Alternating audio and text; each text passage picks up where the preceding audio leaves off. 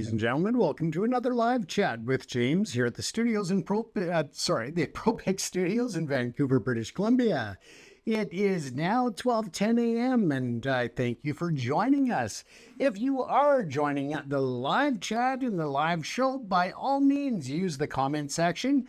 Throw some comments up there. Let me know what you're thinking, where you're logging in from, or if there's topic ideas that you would like to see covered in future episodes. Again, this show is as much yours as it is mine. We are all here together having this chat.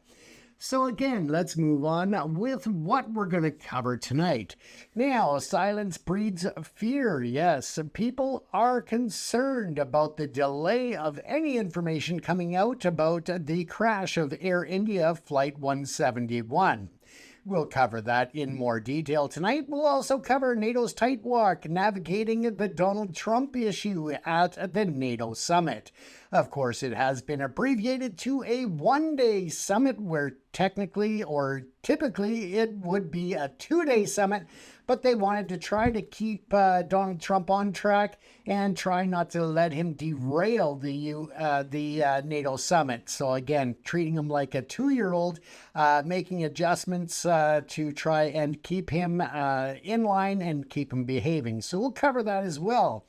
We're going to take a look at the death of a Nicaraguan dissident who was in Costa Rica.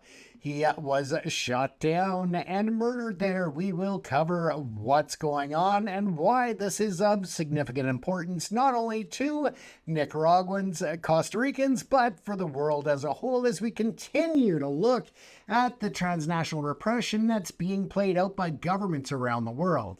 We'll also take a look at the UN Human Rights Council as they sound the alarm on a major increase in war zones of gender-related crimes, violence against women, and other types of assaults and other issues. We will take a deep dive into that issue as well. Don't forget that, again, leave your comments in the comment section, or at least let me know where you're logging in from. It's always pretty fun to know where it is people are tuning in from around the world and to get different perspectives from you as the audience. You are, again, a part of the show.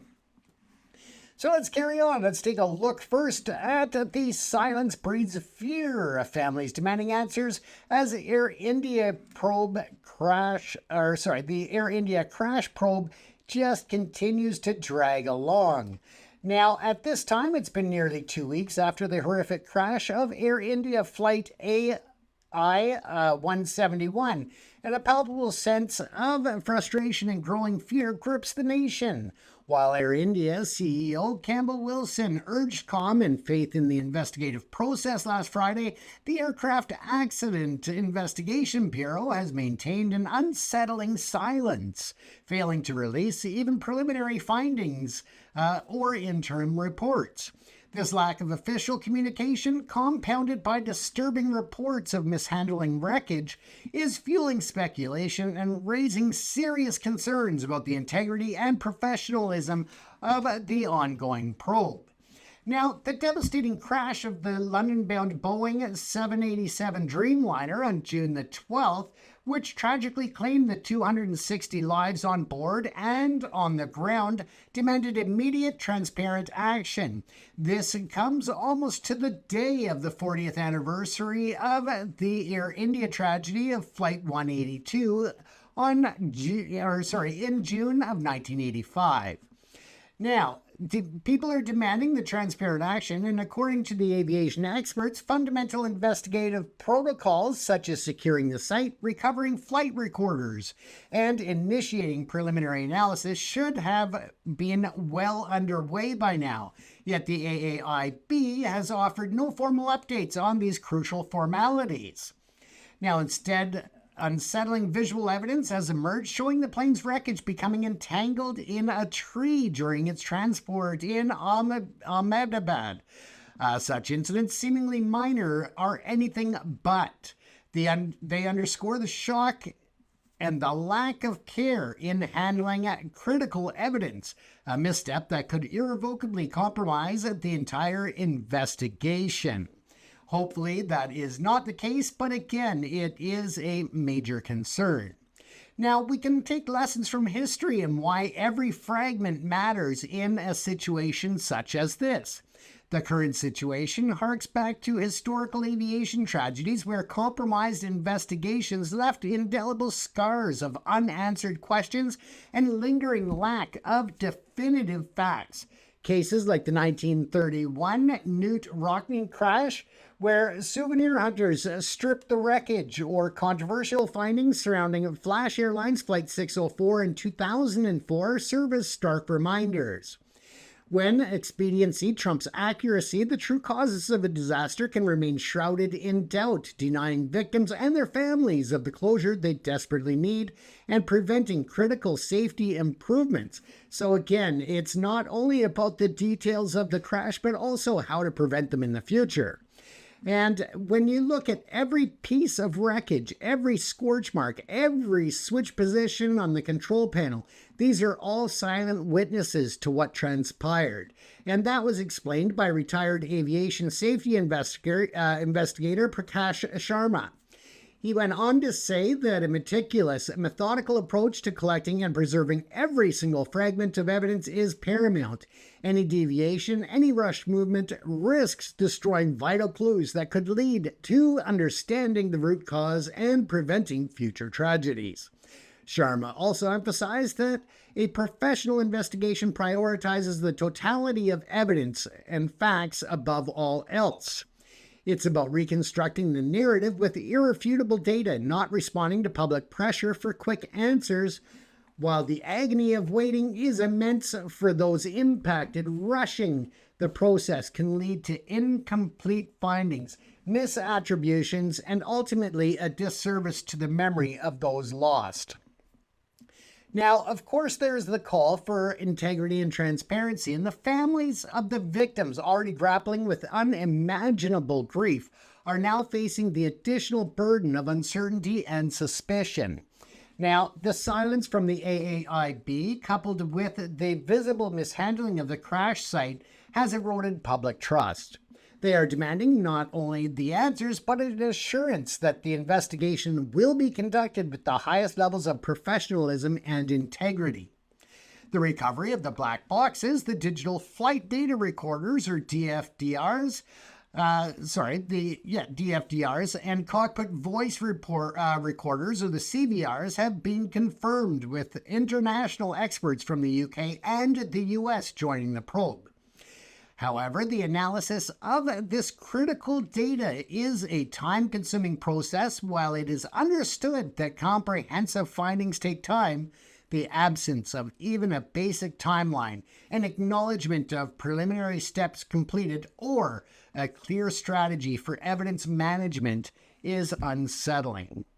Now, as days turned into weeks, the onus is on the Aircraft Accident Investigation Bureau to break its silence and demonstrate a commitment to a thorough, uncompromised investigation. For the sake of the victims, their families, and the future of aviation safety, every effort must be made to ensure that this painful chapter in India's aviation history does not conclude with lingering questions about a lack of totality of evidence-based facts. The pursuit of accuracy, even if it means a slower pace, is the only path to a genuine closure and meaningful preventative measures. Now, we know that it is frustrating. We know that how could it happen? And what went wrong? All of these questions are, as humans, we need to know. We need to have answers. We need to try to make sense of why someone that we love and we care about is gone way too soon. Although I've never experienced losing someone in an air crash, I have lost family to crime, and the same process that you go through, waiting for answers, and sometimes waiting months or even years for it to come out, that where the prosecutors or the investigators can release certain information. And it is very painful, that waiting. It's frustrating. It's nerve-wracking. It makes you lose sleep. It prevents the complete to remember that there's a delicate balance between the information release and the importance of that transparency of investigation, while at the same time trying to make sure that the information being released is accurate and that it is in line with all of the evidence, and that the evidence has been construed in the proper context. So again, it's a tough one, and I understand the argument on both sides per se. But again, try to be patient. I know it's tough, but for all of the victims, in terms of the families and others out there that are dealing with this horrible tragedy, I send my heart, my thoughts, and my prayers to all of you and the entire community that was impacted. Now let's take a look at NATO. Of course, we know that there is a NATO summit in The Hague in the Netherlands. We know also that NATO's tightrope walk, navigating Trump's unpredictability, and not be given a microphone to stand on his soapbox and beat his own chest. Now, NATO leaders convened in The Hague, and a palpable sense of focused determination, of course, permeated the meticulously streamlined agenda. And that's something that I covered earlier, is how they've had to adjust it from a typical two-day summit to just a single day. Now, again, this year's summit, unlike some of its predecessors, was strategically designed to mitigate the potential for disruptive detours, particularly those often associated with the unpredictable style of U.S. President Donald Trump. Yet, even with a tightly managed schedule, the pressing issue of Trump's latest actions regarding Iran and his perceived role as an Israeli proxy cast a long shadow, forcing allies to consider how to adjust to a rapidly evolving geopolitical landscape. Now, for months, NATO Secretary General Mark Rutte and his team reportedly worked diligently to ensure a highly focused summit. The primary objective was clear: secure a new historic level spending target of 5% of GDP.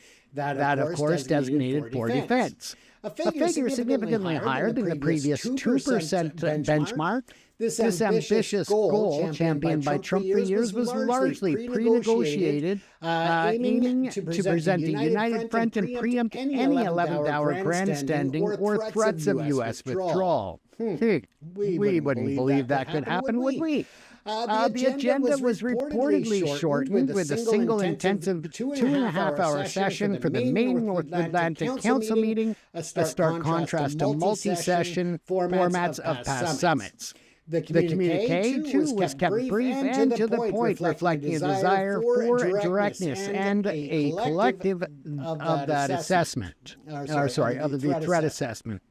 Now, the streamlined approach was a direct response to past experiences where Trump's tendency to question fundamental alliance tenets like Article 5, mutual defense guarantees, or to leverage the summit as a personal platform for grievances, and that led to anxiety and uncertainty among all allies.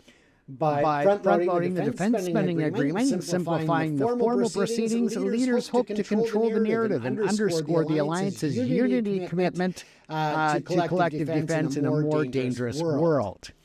Indeed, even before the summit officially began, NATO Security General Rutte had already publicly praised Trump for his decisive action in Iran and his push for increased defense spending, a message Trump promptly shared on his social media. This preemptive flattery was a clear tactic to manage expectations and temper potential outbursts, again highlighting a pragmatic adaptation by European leaders to Trump's transactional approach to international relations. Now, however, the meticulously crafted agenda faced an immediate challenge. Now, Trump's recent dramatic intervention in the Iran-Israel conflict. Just hours before arriving at the summit, Trump announced a complete and total ceasefire between those two nations following a U.S. strike on Iranian nuclear facilities. While he initially lauded the agreement, he swiftly accused both sides of violations and, perhaps most notably, publicly admonished Israel, telling them to not drop those bombs, in quotation. Now, this suddenly and highly personal intervention portraying the U.S. as a direct arbiter and even critic of Israeli actions inevitably raises questions for NATO leaders. For years, the U.S. has been a staunch, unquestioning ally of Israel, which many viewing this foreign policy in the region as closely aligned. Now, Trump's latest pronouncements, perceived by some as acting as an Israeli proxy one moment and then chastising Israel the next, creating a very complex dynamic. Now, the real question is how leaders will what they're going to do. They're in attendance and adjust to Trump's latest actions against Iran and acting as an Israeli proxy. How are those leaders going to adjust to it? And the leaders at The Hague found themselves in a delicate position. While the official NATO agenda was designed to focus on core defense issues and avoid broader geopolitical entanglements, the Middle East crisis, particularly involving a nuclear-armed Iran and the U.S. seemingly capable of dramatic policy shifts, could not be ignored. Let's also not forget that as Donald Trump was boarding the plane to head to the NATO summit, he was on the White House lawn where reporters caught up with him and asked him about the situation with Israel and Iran, and he basically and figuratively swore. He cussed when it came to those two leaders of the world and said that they haven't got a fucking clue as to what they're doing. And those were what his words were. And it is just not something you would expect, A, from a presidential leader, and B, someone who is supposed to be bringing calmer head and an outside vision or a third-party look at the situation to try and bring peace. It just didn't seem to be fitting that narrative with me, as frustrated as he is, obviously.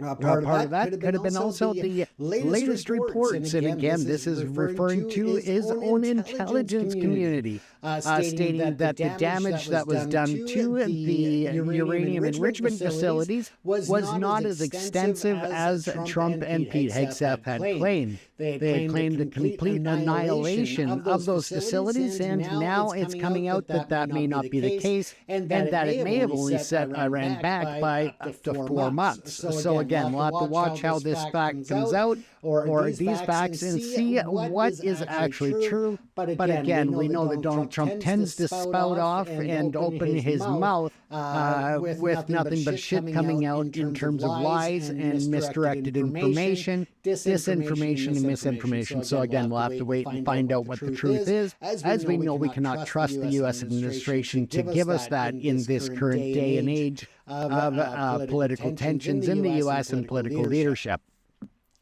Now let's take a look at the public versus private diplomacy. While public statements at the summit would likely maintain a focus on NATO's core mission and collective security, behind the scenes discussions would undoubtedly address the implications of Trump's Middle East policies.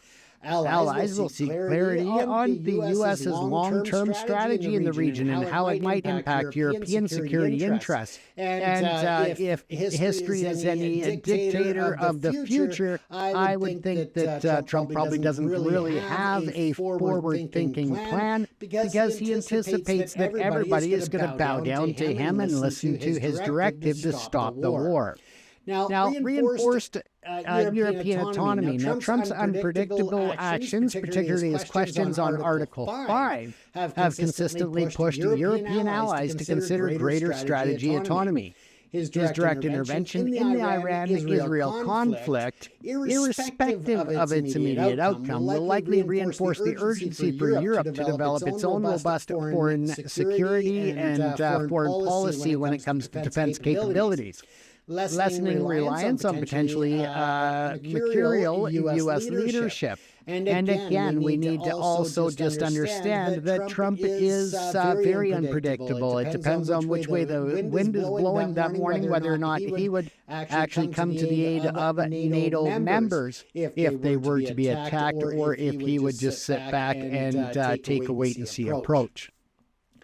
Now, in terms of the focus on regional stability, of course, while NATO's mandate is primarily focused on the Euro-Atlantic area, the ripple effects of the Middle East instability are felt in Europe through refugee flows, through terrorism and energy security. Leaders may emphasize the need for diplomatic solutions and de-escalation in the region, subtly contrasting any perceived unilateralism. And keep in mind that just because Iran does not directly strike back at the U.S. after those weak rocket attacks on the base in Iraq, of course, we need to also be aware that there are independent groups, there are different forces that could take up exception with the U.S. bombing Iran. And of course, that means that you could have insular cells, you could have independent or freelance individuals, or other militant groups that could strike back at the U.S. While not going through the official Iranian government channels. So again, it is a risk on foreign soil as well as U.S. soil. So again, people are being warned to just stay vigilant and be careful out there. When it comes to the mandate, of course, and the damage control and reassurance, that is a very big issue, of course. Now, many leaders will be seeking reassurance from Trump regarding the U.S. commitment to NATO and its broader international responsibilities. Can we trust what Trump says, even if he does go into agreements and agree to things? Probably not. We know that he's an unreliable partner at this point for the international community, and he'll turn on his allies as quick as a pit bull on a stake. So we'll have to keep an eye on that as well. But the challenge will be to secure these assurances without appearing to concede to demands that undermine the alliance's foundational principles. Once again, not giving in to Trump's tantrums and his needs and his desires if it is not in the best interest of NATO members. Now, Ukraine's diminished profile, of course, we know the ongoing war in Ukraine, once the dominant topic at NATO summits, has taken a back seat in the immediate spotlight.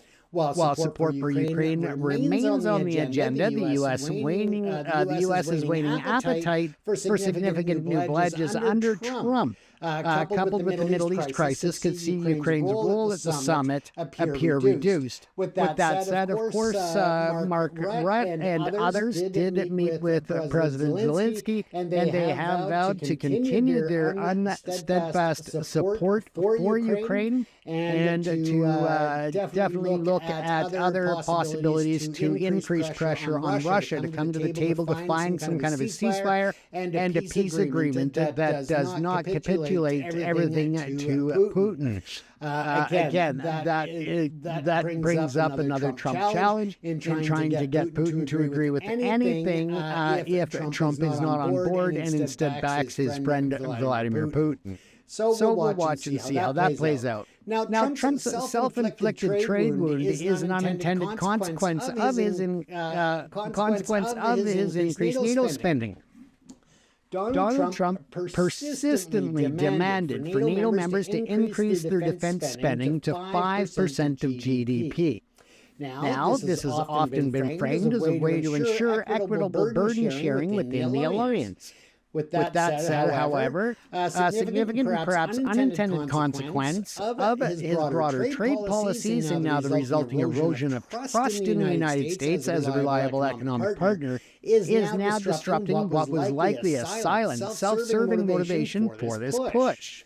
A major windfall for American military contractors and suppliers. Prior to Trump's America First trade wars and his reputation for unilateral actions and disregard for international agreements, the majority of combined NATO members' spending on defense equipment and services flowed directly into the United States economy. It was through the purchase of services and products, U.S. military technology, innovation, and established supply chains, and that made American companies the preferred choice for many allies. Unfortunately, the expectation was that by pushing member nations to spend 5% of the GDP, Trump would orchestrate a massive economic boom for the United States, creating jobs, bolstering the American defense industry, and all of the spin-off revenue that came with that. Unfortunately, though, due to what critics describe as his ignorance of global economic independencies and diplomatic incompetence, The anticipated windfall is rapidly diminishing. Trump's aggressive use of tariffs against allies, his frequent questioning of long-standing trade agreements, and his general disruption of the international trading system has severely damaged the perception of the United States as a fair and trusted ally. NATO members, once reliant on American military hardware, are now actively reassessing their procurement strategies. This means a lot more built in Europe, built in Canada, built in the UK, a lot more materials that will be sourced from anywhere but the US. Now, the fear of unpredictable tariffs, sudden policy shifts, and the potential for a kill switch on U.S.-made equipment in the event of political disagreement has led many European nations to diversify their military chains. That also should be stated that Canada is in the same thought. Now, they are increasingly looking to strengthen their own domestic defense industries or forge partnerships with other reliable global suppliers in Asia, such as South Korea. And South Korea has been very happy to take on that role. They also are looking within Europe itself, including France and Germany. Again, they are very welcoming to this concept. This shift is not merely theoretical, it is translating into the cancellation or reassessment of previous spending plans on U.S.-made military equipment and services. In the tens, if not hundreds of billions of dollars are being reassessed or canceled. Hundreds of billions of dollars that would have otherwise been invested in the American defense sector are now being redirected. This represents a significant economic blunder costing the United States of America not only potential revenue, but also eroding its long-term influence as the primary provider of advanced military capabilities to its closest allies. It's yet another example of how a leader prioritizing short-term gains and nationalistic rhetoric can inadvertently undermine the economic and strategic foundational advantages, leaving a trail of lost opportunity and, of course, damaged trust. That is a very telling indicator as to what's going to happen at future summits and future trade agreements. It is time to really reassess it here in Canada and, of course, Europe, the UK, and elsewhere. And unfortunately, it's Americans, the everyday workers who are looking to the military industry, whether it's manufacturing or services and so forth, that really pay the price at the end of the day, because now the U.S. has lost, as I said, upwards of hundreds of billions of dollars in procurement of the materials from these other nations, especially at a time when all of the nations in the NATO alliance are increasing spending by astronomical levels at some point. So again, it is another way in which Trump has just screwed his own people. Screwed the people that voted for him and screwed the people that didn't. But again, he's not going to take responsibility because he's like a petulant child that way. Now, moving on, folks, we are going to take a look at a murder in Costa Rica that sends a very alarming message, and it signals an alarming trend. And that is the warning of a security expert in relation to the Nicaraguan dissident's murder. Now, let's take a look at what's going on in this regard, because we know we follow a lot of transnational repression, but typically we are talking about China, we're talking about Russia, we're talking about Iran, we're talking about India when it comes to the transnational repression and cross-border activities of violence or of murders. Now, in San Jose, Costa Rica, the brutal assassination of a Nicaraguan exile, Roberto Samcam, in Costa Rica on June the 19th has sent shockwaves through the region, with human rights experts now cautioning that the killing may be part of a disturbing pattern to silence dissidents beyond Nicaragua's borders. Now, Mr. Samcam, for those who don't know, was a retired Army major who became a vocal critic of the Nicaraguan government, led by President Daniel Ortega and his wife Rosario Murillo. Now, they were being questioned, and he is a vocal critic, and that started around 2018. And he was reportedly shot 5 times by an individual posing as a delivery man before the assailant fled the scene. The group of human rights experts on Nicaragua, an independent body appointed by the United Nations Human Rights Council, swiftly condemned the murder. And they were quoted as saying, "We condemn the murder of Roberto Samcam in the strongest terms and welcome the swift action of Costa Rica, which we trust will expose the motivations behind this terrible act and bring justice to his family." And again, that was Jan Michael Simon, chair of the group. Now, this is a growing pattern of silencing critics abroad. Since 2018, when Nicaraguan security forces violently suppressed anti-government protests, independent experts have meticulously documented a litany of alleged human rights violations and abuses within the country. However, the scope of these repressive actions now appears to have expanded. In February, the UN group released a report specifically warning that the Nicaraguan state's repressive tactics had extended beyond its territorial borders, impacting dissidents both real and perceived living abroad. Now, as this continues on, we heard from Reed Brody, and he was an expert and went on to say that nowhere in the world seems to be safe for Nicaragua opposed to the government, Daniel Ortega, and Rosario Murillo. And that again, was the expert Reed Brody, highlighting the pervasive fear among those who have fled the regime. The experts pointed to an unsettling parallel, noting information suggesting potential links between Samcam's murder and the killing of another Nicaraguan dissident by the name of Rodolfo Rojas Cadero in Honduras in 2022. Furthermore, they cited the twice attempted murder of Joa Maldonado in 2021 and 2024 as further evidence of this alarming trend. Now, Mr. Simon asserted that states must be held accountable for committing transborder human rights violations, underscoring the international community's responsibility to address these extraterritorial acts. Again, very similar to what you see Canada calling India out for in terms of transnational repression and violence across international borders. Now, the independent rights experts who are not UN staff and receive no salary for their work operate independently of any government or organization, leading significant weight to their findings and concerns.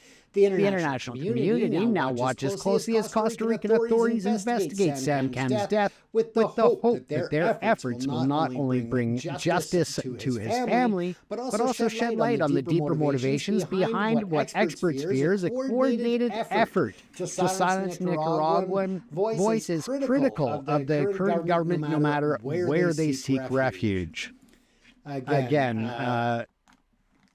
The problem with transnational repression of foreign interference, it is popping up globally. And the more it's allowed to happen, the less accountability that nations are forced to have, then it's going to continue to spread even further like a bad disease. Now, as we talk about different conflicts and different war zones, different issues, we always seem to come back to a major issue as conflict heats up around the world. And that is, again, the foundation for the UN Human Rights Council sounding an alarm over gender-based violence in those conflict zones. Now, the UN Human Rights Chief, Volker Turk, issued a stark warning today from the Human Rights Council.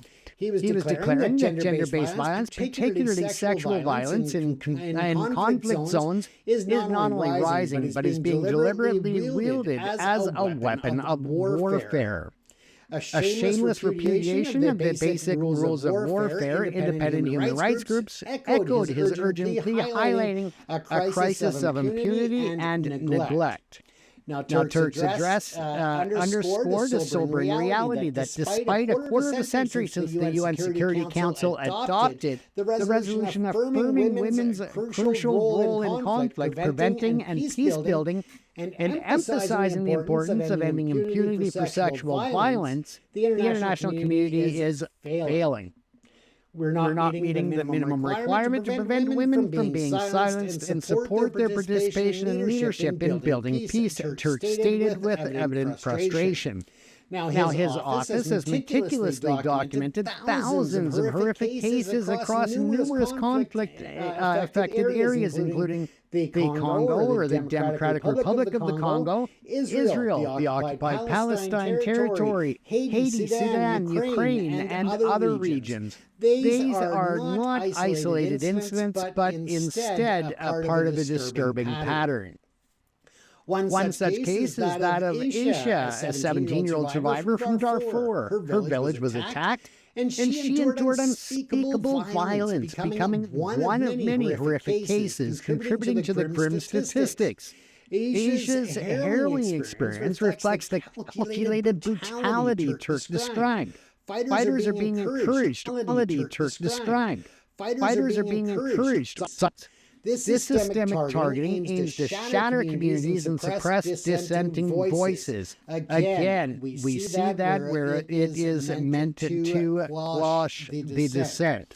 Now, the crisis is exacerbated by ongoing funding and aid cuts, which severely impede the efforts of humanitarian and human rights agencies. These cuts directly impact the provision of essential medical and psychosocial support for affected women and girls, leaving survivors to grapple with the profound trauma in isolation. Now, Turk lamented that this failure to provide vital services has long-term impacts, and young girls and women alone, outcast and traumatized. We know this, and yet we're not doing more to protect them. We're not doing more to hold those accountable. We are not doing more to raise awareness of the issues to make sure that it gets reported to international agencies beyond the borders of those which are under conflict, because of course, again, we look at the reports in many areas, and we can say that even conflict zones, or non-conflict zones, like parts of India, for example, where the police will at times victimize the victim all over again. We need to have a place. We need to have, even if it's an online portal or something there, to help to deal with this major crisis. Now, while some trials have been held and perpetrators brought to justice since the 1999 Security Council resolution, Turk emphasized that such justice remains an exception, not the norm. Thousands of cases remain unaddressed, shrouded in silence due to fear, chaos, and pervasive lack of accountability. As global attention often focuses on geopolitical shifts and military maneuvers, the quiet suffering of countless women and girls on the front lines of these conflicts continues. Their dignity and future are sacrificed in a war that largely goes unnoticed by the wider world.